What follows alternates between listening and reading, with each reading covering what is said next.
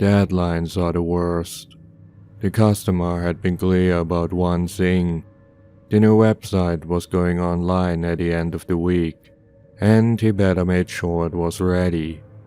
Being a freelance web developer could be tough, especially when you were buried under unrealistic expectations and a list of ever-changing features. He hadn't slept in days. All he'd been able to do was to nod off for a few hours at his desk. He wasn't sure how many cups of coffee he drank today. Hell, he wasn't sure about a lot of things anymore. This entire job was messing with his head.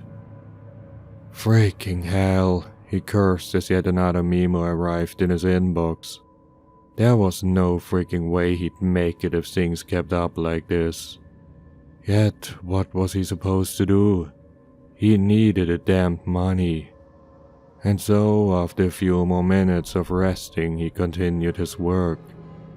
He was trying to wrap his head around a certain PHP function and the resulting dynamic HTML block when he heard something. For a moment the house was quiet, but then he heard it again. The creaking of a door.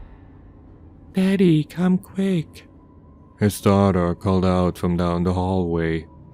In an instant he was off his chair and out of the room, yet for a moment the strangest of feelings washed over him.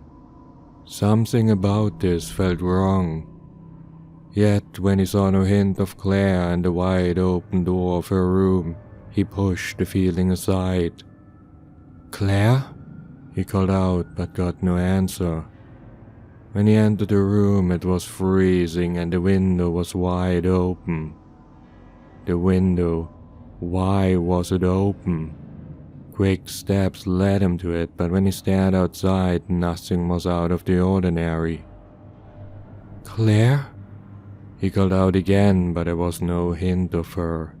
The bed was empty, so was the closet and the rest of the room. He just crouched down to look under the bed when he heard it again. "Daddy, come quick." It sounded exactly the same like before.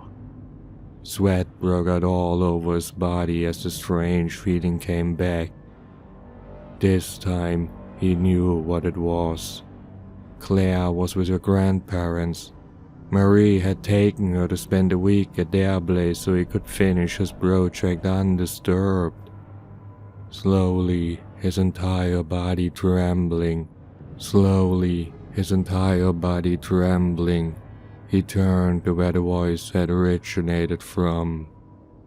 What he saw was a disgusting spidery creature. Its limbs were too long, too damn long. Two of them were still holding onto the ceiling where the thing must have been until now. Its head was nothing but a skull with paper-thin skin stretched over it.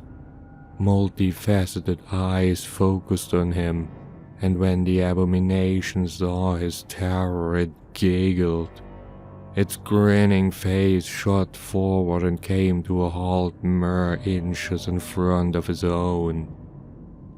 "Daddy, let's play," it whispered in his daughter's voice.